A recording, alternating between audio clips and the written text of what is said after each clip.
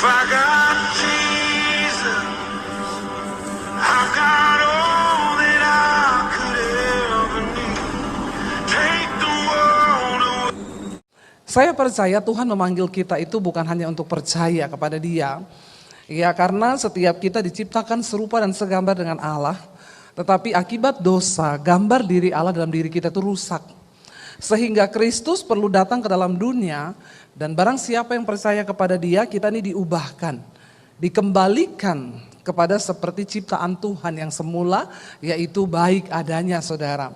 Tetapi itu perlu proses ya, dan pembaharuan karakter itu akan mengikuti iman dan percaya kita kepada Tuhan.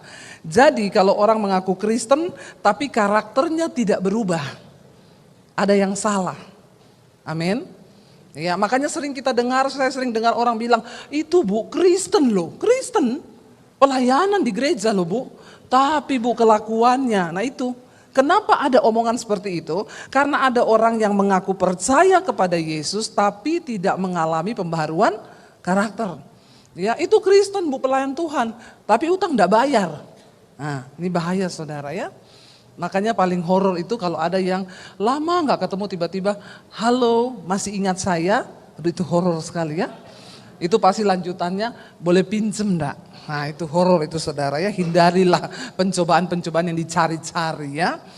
Tetapi Alkitab berkata kita semua harus diperbaharui di dalam karakter, dan ayat firman Tuhan hari ini terambil dari Efesus pasal 4 ayat yang ke-17.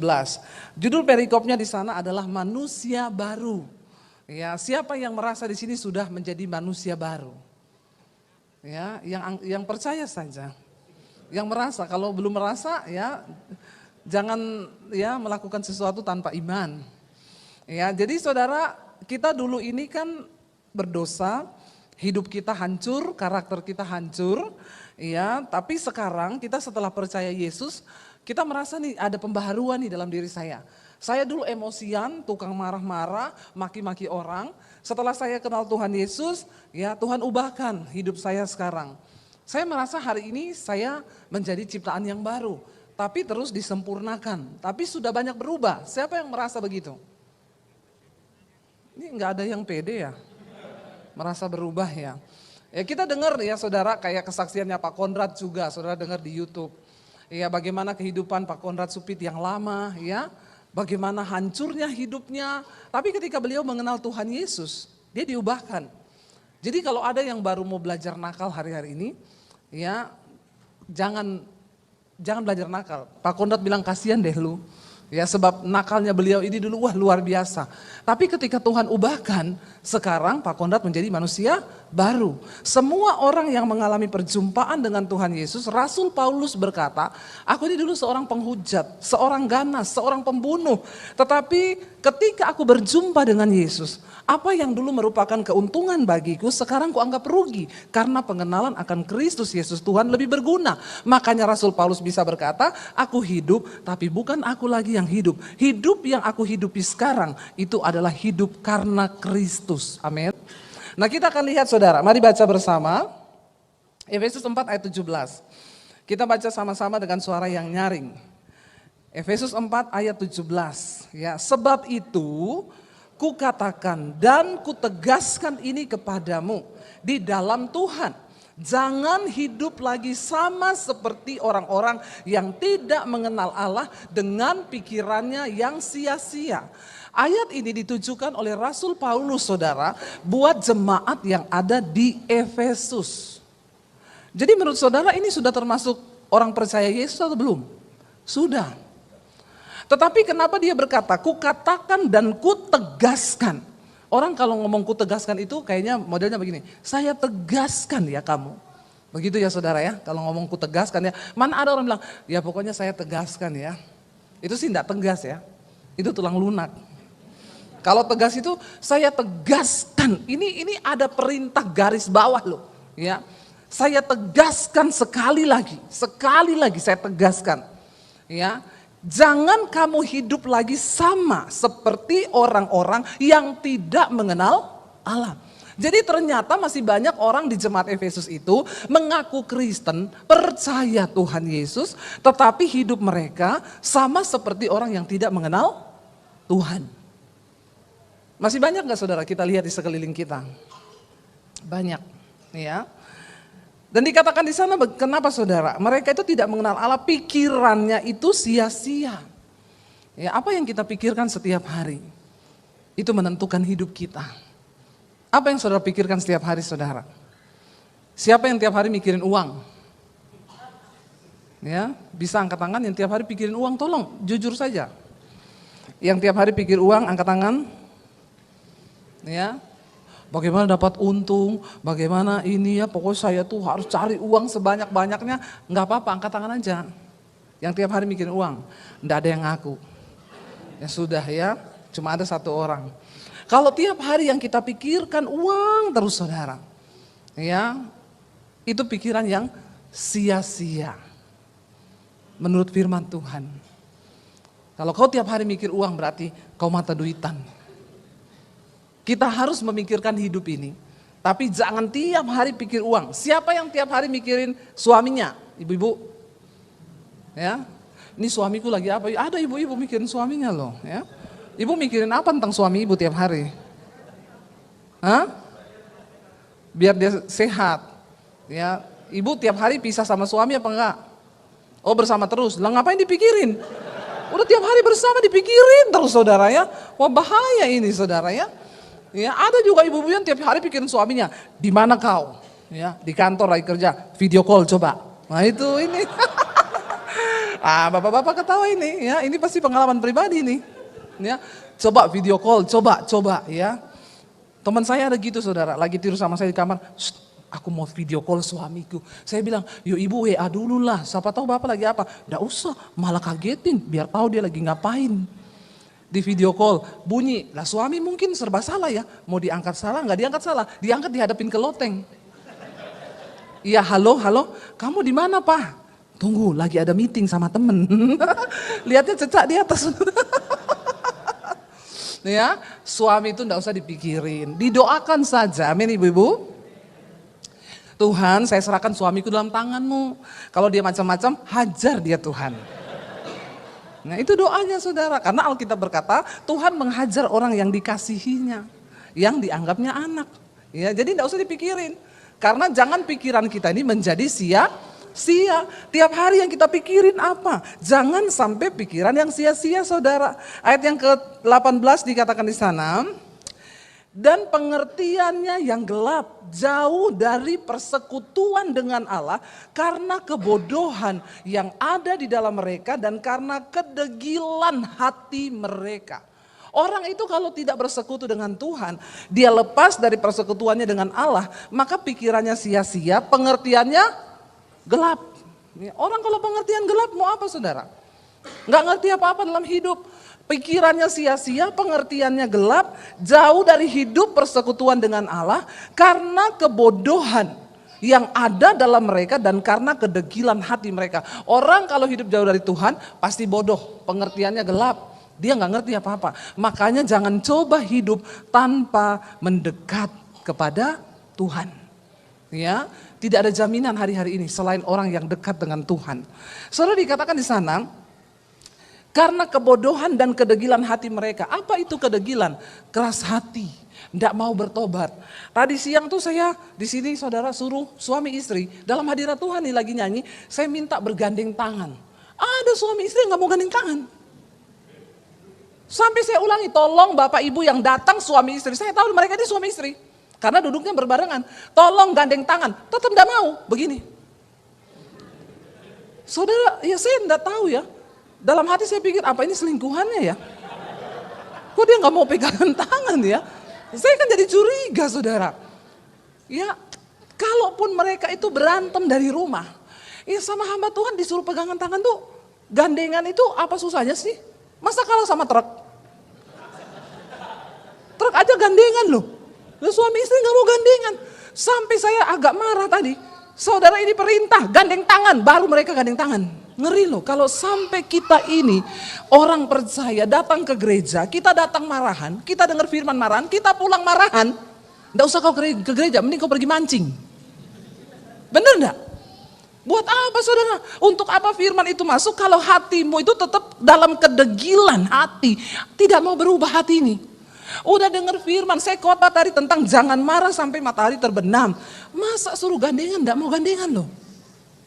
Itu kan kebangetan ya. Ayo kita ini belajar menerima firman dengan hati yang lembut, amin. Dari situlah kita ini mau berubah saudara. Kalau orang sudah hatinya degil, pikirannya gelap, pengertiannya gelap, maka ayat 19 berkata di sana dikatakan apa? Dan, haleluya ya. Ini anak-anak yang sangat atraktif ya. Guru sekolah minggunya mana ini? Mungkin bisa ditolong, enggak apa-apa saudara. Namanya juga anak kecil. Dulu saudara waktu kecil lebih nakal dari ini. Jadi enggak usah menghina anak kecil ya. Dia lagi minta uang kolektor sama mamanya, bagus ini anak ini. Yang banyak ya mak ya. Kasih yang banyak mak, yang merah-merah ya. Jangan yang ungu-ungu atau yang kuning-kuning itu ya. Iya pinter ya, puji Tuhan ya. Jadi saudara ya kita lihat saya saja, enggak usah kepo lihat anak-anak. Lihat saya saja. Saudara kalau kita itu hatinya itu enggak mau berubah ya. Maka Alkitab berkata di sana, perasaan mereka itu telah tumpul. Hati-hati loh. Kalau kita sudah perasaan tumpul itu berarti mati rasa. Mati rasa itu artinya apa? Kita sudah tidak merasa lagi ketika melakukan dosa. Kita sudah menikmati dosa. Enggak ada perasaan tertuduh, enggak ada perasaan bersalah. Penting loh, perasaan tertuduh itu penting.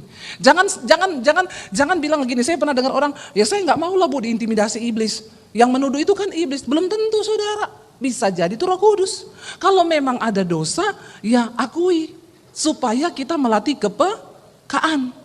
Ya, contoh saudara berantem sama suami lama-lama, lalu saudara mulai dituduh, nggak usah berantem lama-lama. Itu dari setan apa Roh Kudus?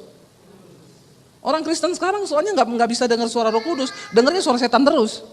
Karena kebanyakan nonton film horor. Ya, film horor ditonton sekarang, laku keras itu tiketnya. Ya, karena memang suka sama hal-hal mistik orang Indonesia ini, saudara. Ya, makanya sekarang setan dari kuburan menuntut keadilan. Ya, bayangkan loh ya, kasihan polisi di Indonesia ini. Ya, kalau semua setan bisa bangun menuntut keadilan, ya udah polisi tutup saja toh. Karena setannya semua sudah bicara kan, nggak perlu lagi ada pengacara, ya setan sendiri yang menuntut keadilan. Makanya saudara kita berdoa supaya kita ini perasaannya jangan tumpul terhadap Tuhan, ada kepekaan. Saya miris kemarin mendengar ada 2 lansia mati di rumahnya sudah berbau busuk. Padahal dia punya anak loh, anaknya nggak pernah datang lihat, nggak pernah telepon orang tuanya. Kalau sampai sudah berbau busuk itu kan sudah berhari-hari saudara matinya kan. Nah perasaannya juga, saya juga sampai berpikir, saya bilang sama suami, nah itu kan ada tetangganya juga tuh di situ. Dan kayaknya itu bukan rumah yang di tembok-tembok tinggi kayak di Pondok Indah, itu kan memang kita sudah nggak bisa lihat ya. Itu jangankan orangnya, temboknya aja sudah tidak berperasaan. Ya, udah sampai di atas saudara masih dikasih kawat duri, ya kan? Itu sampai tembok aja udah tidak berperasaan lagi tuh, apalagi orang. Tapi itu kan mereka tinggal di pemukiman. Tetangganya bilang ya berapa hari lalu saya masih lihat keluar rumah ya. Kan harusnya kalau sudah lihat ada orang tua ndak keluar rumah, kita yang punya perasaan ya. Punya perasaan kan ketoklah pintu rumahnya ya. Halo opa oma masih sehat ndak? Kan kita masih bisa tolong, tapi hari-hari ini karena orang hidup jauh dari Tuhan, perasaannya menjadi tumpul saudara. Jangankan terhadap tetangga, suami istri. Ada yang masih duduk bersama, tapi udah tumpul. Coba suami istri lihat-lihatan. Lihat istrimu, jangan lihat istri orang. Ya, lihat istri sendiri ya. Sudah tumpul belum kita ini? Atau masih saling berasa? Ya, sekarang itu kan ada saudara ya, saya tuh ada orang yang bilang gini, saya tuh sering dengar Bu Debbie tuh ngomong ada suami istri berantem terus setiap hari. Saya sama suami saya sudah nggak pernah berantem Bu. Wih luar biasa ya, hidupnya dipulihkan. Enggak, karena kami juga nggak pernah omongan. Ya iya saudara, orang bagaimana berantem, omongan aja gak pernah. Ada loh saudara suami istri yang sudah tidak punya rasa. Mereka hidup satu rumah tapi gak pernah omongan. Makanya gak berantem. Ngeri tapi ini perasaannya sudah tumpul. Bukan hanya itu saudara, Alkitab berkata kalau orang hidup jauh dari Tuhan, mereka menyerahkan diri kepada hawa nafsu dan mengerjakan dengan serakah segala macam kecemaran. Ngeri ini kalau orang sudah tumpul perasaannya, dia nggak merasa dosa, dia serahkan dirinya. Ayat 20 baca bersama. Tetapi kamu bukan demikian. Kamu telah belajar apa? Mengenal Kristus. Kita bukan demikian, karena kita sudah belajar mengenal Kristus. Bahkan dikatakan di sana, karena kamu apa? Telah mendengar ya tentang Dia dan telah menerima pengajaran di dalam Dia menurut kebenaran yang nyata di dalam Yesus. Tidak ada kebenaran yang lain selain di dalam Kristus. Pengajaran Kristus itu yang terbenar. Dan apa pengajarannya yang benar itu? Kita baca bersama ayat yang berikutnya, yaitu bahwa apa? Kamu berhubung dengan kehidupan kamu yang dahulu harus apa? Menanggalkan manusia lama yang menemui kebinasaannya oleh nafsunya yang menyesatkan. Kalau kita nggak dibaharui dalam Tuhan, ngeri saudara. Banyak orang Kristen yang masih hidup menurut hawa nafsunya yang menyesatkan. Jadi orang itu mau tersesat, enggak usah tunggu-tunggu yang dari luar. Hati-hati pengajaran itu menyesatkan. Enggak, hawa nafsumu bisa bikin kamu tersesat. Di dalam dirimu ini loh. Waktu kita enggak sungguh-sungguh taat pada firman Tuhan, kita bisa tersesat karena hawa nafsu diri. Yang dikatakan di sana menemui kebinasaan oleh hawa nafsunya yang menyesatkan. Tidak semua orang Kristen selamat. Hanya mereka yang hidupnya sudah dibaharui, menerima Yesus dan mengalami pembaharuan karakter. Makanya Yesus berkata kepada Nikodemus, kamu gak mungkin bisa melihat kerajaan Allah kalau kamu tidak dilahirkan kembali. Apa artinya dilahirkan kembali? Mengalami perubahan hidup. Ya. Lalu ayat berikutnya di sana dikatakan saudara, kita baca bersama, apa yang dapat menyebabkan kita ini diperbaharui oleh Tuhan? Dikatakan di sana, kita lihat ayat yang ke-23. Supaya kamu itu dibaharui di dalam roh dan pikiranmu, 24. Dan mengenakan manusia baru yang telah diciptakan menurut kehendak Allah di dalam kebenaran dan kekudusan yang sesungguhnya. Bagaimana caranya supaya kita bisa mendapatkan kembali gambar diri Allah diciptakan baru itu? Yang pertama yang harus kita lakukan, ayat yang berikutnya dikatakan, baca sama-sama 1, 2, 3. Karena itu buanglah dusta dan berkatalah benar seorang kepada yang lain, karena kita adalah sesama anggota. Dimulai dari kita dengan orang yang terdekat. Suami istri bilang jangan ada dusta di antara kita. Tolong yang datang suami istri lihat-lihatan lagi. Saya kali ini akan banyak suruh suami istri lihat-lihatan. Kalau hubunganmu sehat, kau tidak keberatan lihat istrimu. Saya bisa lihat dari sini nih yang hubungannya tidak sehat. Dia mau lihat istrinya gak mau, lihat suaminya juga gak mau. Setidaknya kamu pencitraan lah di depan saya ya. Jangan terlalu, gak apa-apa munafik dikit karena saya lihat saudara dari sini saya lihat ini. Ya ada disuruh lihat istrimu. Lihat suamimu. Ini saya sudah tahu ini. Ya ini belum dibaharui dalam karakter ini kalau begini nih. Ya. Lihat sekali lagi pasanganmu dan bilang sayang, jangan ada dusta di antara kita. Ya, lihat. Ada bapak-bapak yang datang sendirian ngomong, untung saya nggak ajak istri tadi. Ya bahaya ini ya. Jangan ada dusta. Jangan ada dusta. Pertama kalau kita mau dibaharui dalam hal karakter, jangan sekali-kali Anda menyimpan dusta dan kebohongan di dalam dirimu. Jangan tutupi dosa, sebab dosa itu berbau busuk. Satu kali pasti tercium. Ya. Sepintar-pintarnya tupai melompat, satu saat pasti akan kepleset. Jadi daripada tunggu kepleset, mending sekarang ngaku. Ya, kenapa saudara? Orang yang menyimpan dusta dan kebohongan dalam diri itu tidak mungkin hidup damai sejahtera. Tidak mungkin. Kalau kau menyimpan dusta dan kebohongan, jantungmu berpacu cepat, hormon kortisol naik, darah mengental. Maka gangguan pada pencernaan, asam lambung naik. Ginjalmu terganggu, semuanya terganggu. Itu akan lari kepada benar ya. Makanya ya benar Alkitab bilang hati yang gembira itu obat yang manjur. Kenapa orang bisa gembira? Kalau dia hidup dalam kekudusan. Biar kau kaya, kalau kau simpan dusta dan kebohongan, tidak akan bahagia hidupmu. Tidak akan. Jadi sekarang yang ada dosa, yang ada kebohongan, ya tinggalkanlah itu. Ngakulah itu. Ada seorang ibu datang sama saya, Bu Debbie, saya dengar khotbah ibu dosa yang tersembunyi. Saya ini Bu, aduh memang betul ibu saya sekarang sakit-sakitan, asam lambung, susah tidur. Karena ada dosa yang saya tutupi Bu, sudah lama dosa ini.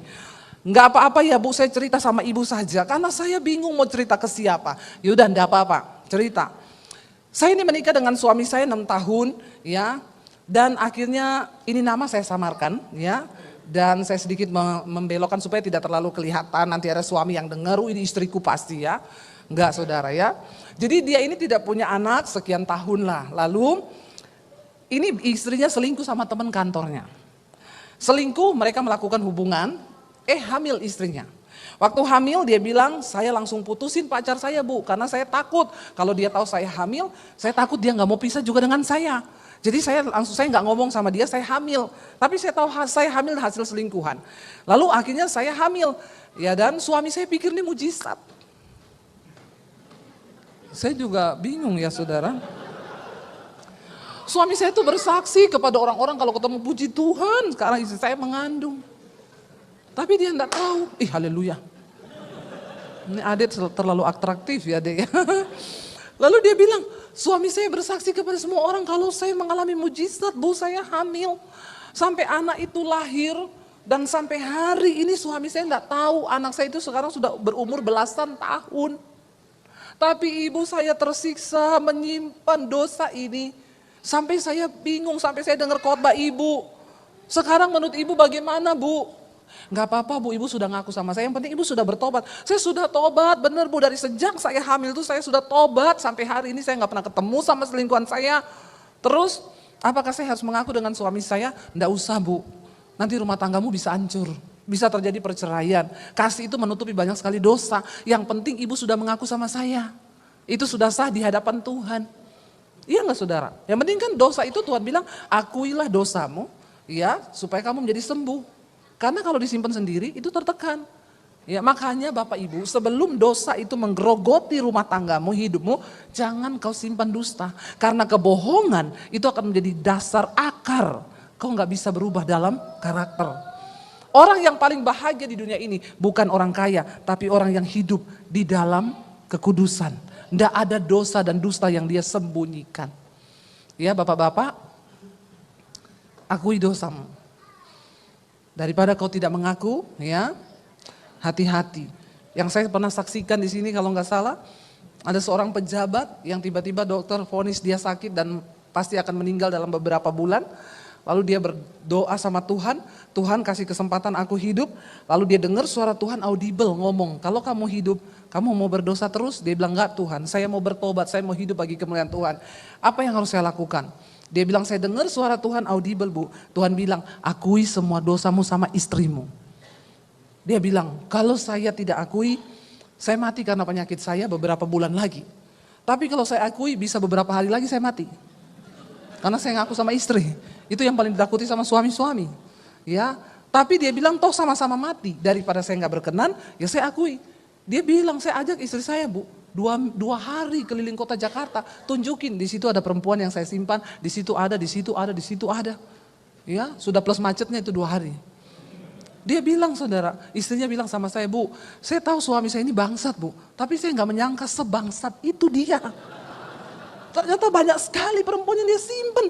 Ya, tapi suaminya bilang gini, daripada aku mati masuk neraka, aku akui. Suaminya belum, istrinya tertekan. Bener. Tapi istrinya melihat suaminya ini bertobat. Kalau dulu pulang kantor jam 4, jam 2 malam belum pulang, dia telepon, dimaki-maki suaminya.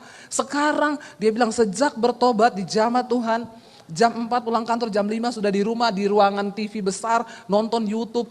Dia bilang, ibu tahu khotbah ibu itu sehari 10 kali saya nonton semua khotbah ibu. Dia mengalami perubahan hidup. Waktu dia mengalami perubahan hidup, jiwanya dipulihkan, karakternya berubah. Nggak jadi mati. Sembuh sampai hari ini. Saudara tahu kenapa dia itu sakit? Karena banyak yang dia sembunyi, di situ ada, di sana ada, di situ ada, di sini ada, di situ ada. Bahaya. Ya, jadi suami-suami yang ada itu bertobat sebelum kau divonis dokter ya. Lalu saudara, ketika kita ini mengaku dosa kita ya, karena kita ini jangan ada menutupi sesuatu. Yang pertama itu. Yang kedua, apa yang harus kita lakukan supaya hidup kita dipulihkan? Baca bersama. Apabila kamu menjadi marah Janganlah kamu berbuat dosa. Janganlah matahari terbenam sebelum padam amarahmu. Berarti kita boleh marah enggak? Boleh marah? Semangat ya kalau dibilang boleh marah, boleh. Boleh marah tapi jangan berbuat dosa. Bagaimana coba marah nggak buat dosa? Halo ibu-ibu? Bisa dijelaskan di sini marah ini tidak berbuat dosa bagaimana? Namanya manusia, kita pasti masih bisa. Saya mau tanya sama Pak Gembala, Pak Konrad bisa marah enggak? Bisa ya Pak? Oh bisa loh. Jangan tanya saya. Sudah pasti? Bisa marah saya pernah saudara. Saya marah sama suami saya suruh jemput pelayanan, dia bilang iya 15 menit lagi. Saya tunggu, saya sudah pamit lagi, saya keluar di luar panas matahari 30 menit nggak datang. Ini kok nggak datang-datang, saya telepon, saya kok nggak nyampe-nyampe. Iya tinggal putar balik. Putar baliknya di Morowali ya. Jauh banget nggak sampai-sampai. Akhirnya dia sampai, saya sudah emosi, basah, keringetan saudara. Begitu masuk mobil, ya kira-kira saya senyum atau ngapain? Ya kira-kira saya buka pintu, sayang I love you, I need you, aku kangen Fred. Ya saya buka pintu, saya banting pintunya, prak. Orang tuh kalau marah sakit jiwa. Karena di dalam jiwa kita ada pikiran, perasaan dan kehendak. Waktu kita marah pikiran kita terganggu, perasaan kita terganggu, kehendak kita pun terganggu. Ya lalu saya ini suami saya orang Solo, saya Solosi. Saya marah teriak-teriak, dia diem, untung dia diem. Ya orang Solo diem. Tapi kakinya injak gas. Nah ini sakit jiwa juga. Saya lihat saudara 150 naik di tol di dalam kota ini, nggak biasa dia nyetir begitu. Ya saya takut, aduh ya. Saya udah bilang pelan-pelan aja, makin kenceng dia. Setan bilang, ya ada 2 pendeta sakit jiwa di dalam mobil. Saya takut ya, tiba-tiba ada suara bilang begini, kalau kalian berdua kecelakaan, mati dua-dua, tidak ada guna semua pelayananmu, masuk neraka kamu berdua. Lagi dalam keadaan marah. Lalu saya itu bilang, aduh Tuhan bagaimana ya? Roh Kudus ngomong gini, ya udah berbaikan aja. Enggak lah dia yang salah kok, kenapa saya minta maaf? Ya, itu iblis saudara. Lalu saudara, Roh Kudus ngomong lagi, ayo minta maaf, akhiri ini. Lihat itu loh, dia ngebut terus loh, kakinya injak gas loh. Saya takut juga saudara. Aduh, saya itu sampai Roh Kudus tuh nggak usah ngomong kalau kamu gengsi. Ini loh tanganmu ini angkat taruh di atas tangannya. Nggak usah ngomong, dia sudah tahu itu. Itu kan sinyalnya apa? Saya ini mau angkat tangan kayak orang kena stroke. Nggak jadi lagi. Memang orang kalau sakit jiwa tuh begitu saudara. Waktu kau dikuasai amarah, saya baru menyadari kenapa banyak orang waktu marah dia nggak kuasai dirinya, setan ambil alih hidupmu. Makanya tiba-tiba ada suami bakar istri, setelah mati baru sadar, ya ampun kenapa saya bakar istri saya. Dia nggak sadar jiwanya itu diambil alih setan. Saudara akhirnya saya tuh lihat, ya saya aja tuh setengah mati mau angkat tangan nih. Begini terus, akhirnya saya kayak dikasih satu penglihatan. Suami saya di situ, saya di sini, setan di tengah. Lagi giniin kita, sakit jiwa. Saya langsung gini, oh setan ini numpang di mobil saya. Nggak lama-lama kau setannya, kau turun sekarang dari mobil saya ya. Saya mau berdamai dengan suami saya. Ada truk di belakang, turun kau pindah di truk belakang. Saya angkat tangan saya saudara, saya pegang tangan suami saya. Waktu saya pegang tangan suami saya, dia langsung melirik ke saya gini, dari tadi kek. Ya, dalam hati saya dari tadi, kenapa bukan kau? Yang mulai duluan ya. Orang Solo itu diam, tenang tapi atos. Ya keras saudara. Jadi ya ketika begitu dia senyum saya pegang tangannya apa yang terjadi? Kakinya ini mulai longgar, gasnya turun. Kembali ke 80. Saya begini, ini baru normal. Tadi sakit, kita tidak menyadari. Makanya ayat berikutnya ngomong apa saudara? Kita lihat ayat yang berikutnya tadi. Ya multimedia tolong ayatnya ditayangkan lagi. Tadi dikatakan jangan kamu menunggu sampai matahari terbenam baru padam amarahmu. Saudara nggak usah tunggu begini. Tunggu dulu 2 detik lagi matahari terbenam. Ya saya nggak mau ampuni, tunggu dulu sampai ini multimedia ini butuh kopi kayaknya. Ayatnya tolong ditayangkan lagi. Dikatakan di sana saudara, ya apabila kamu marah menjadi marah, jangan kamu berbuat dosa. Jangan matahari terbenam sebelum padam amarahmu. Lalu ayat berikutnya dikatakan apa? Dan janganlah memberi kesempatan kepada iblis. Waktu kau marah lama-lama, kau sedang memberi iblis kesempatan, silakan iblis numpang di mobil saya. Iblis itu kerjaannya jalan-jalan keliling, mencari mangsa. Jadi kalau saudara membuka celah, ya iblis datang. Saya ingat soalnya di rumah saya dulu, saya marahin anak-anak. Lalu saya sadar, saya ini marah-marah, saya dikuasai setan nih. Lalu saya bilang, kita usir setan dari rumah ini, tidak boleh marah-marah. Doa dalam nama Yesus, setan pergi. Habis saya begitu, tetangga saya berantem lempar-lemparan galon. Setannya pindah ke rumahnya. Ya, Dek hati-hati tuh kamera ya Dek. Dia kalau gede jadi kameramen.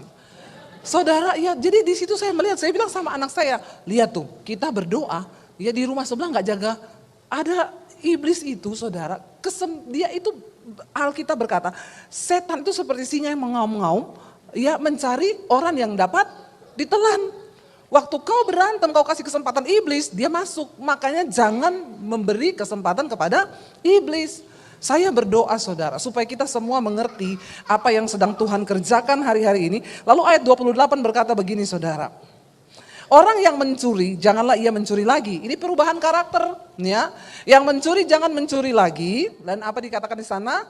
Tetapi baiklah apa? Ia bekerja ya. Orang yang mencuri jangan mencuri lagi, tetapi ia apa? Baiklah ia bekerja keras dan melakukan pekerjaan yang baik dengan tangannya sendiri supaya ia dapat membagikan sesuatu kepada orang yang berkekurangan. Kita dipanggil Tuhan di dunia ini bukan hanya bekerja untuk mencukupi kebutuhan diri kita sendiri. Itu harus supaya kita nggak jadi beban buat orang. Tapi pastikan kita bekerja sampai kita bisa nolong orang lain yang berkekurangan. Katakan, jangan meminta-minta. Apa dikit, ya halo bro, udah lama gak ketemu. Bro, ya masih ingat aku? Boleh pinjem enggak? Ini sekarang banyak saudara. Ya daripada kamu begitu kerja saudara. Saya mau tanya, pekerjaan banyak enggak? Banyak. Kenapa orang bisa bilang gak dapat kerjaan? Karena gengsi. Maunya kerja yang berkelas ya. Kerjakan, Alkitab bilang di kitab Amsal, apa yang dijumpai tanganmu, kerjakanlah itu dengan segenap hatimu. Soal Tuhan mengangkat engkau kapan waktunya, itu urusan Tuhan. Amin. Ya, salah satu teman saya, ya saudara mungkin tahu Pak Petra Wijaya. Dia di Amerika saudara. Dia berangkat ke Amerika itu nggak bawa apa-apa. Sampai di sana dia bekerja, jadi tukang cuci piring di restoran. Naik tingkat jadi sopir taksi di New York. 10 tahun sopir taksi. Lalu dia pindah ke Philadelphia, dia naik jabatan jadi apa? Tukang cuci toilet. Naik jabatan itu. Kenapa dia cuci toilet? Karena enggak ada orang yang mau pekerjaan itu. Cuci toilet di Amerika, itu di pabrik, ratusan pegawai pabrik. Bukan cuma orang kulit putih, banyak orang kulit hitam. Orang kulit hitam itu kalau, maaf ya, buang air besar, 2 kilo sekali buang. Kan badannya tinggi-tinggi besar saudara ya. Itu kita kalau masuk toilet di Amerika, aduh jorok dia minta ampun. Kadang itu waduh sudah berhamburan di situ. Ya, maaf dia cerita, ibu tahu saya kalau bersihkan itu toilet bu. Aduh bu, mereka tuh kan nggak mau tahu, apalagi di sana cebong nggak pakai air. Saya juga bingung, ada ya begitu. Tapi ya begitulah. Tapi dia kerjakan dengan sukacita, karena itu nggak ada yang mau. Ya gajinya tinggi. Saya aja tanya sama suami saya, misalnya kita kepepet banget, terus kamu harus jadi pencuci toilet. Mau enggak kamu? Dia bilang ya saya juga. Makanya Tuhan enggak suruh saya jadi pencuci toilet. Saya jadi konten kreator aja. Oh iya benar juga ya. Karena Tuhan tidak pernah mencobai kita melampaui batas kekuatan kita katanya. Tapi itu hebat loh saudara. Ya, hebat dia mau loh.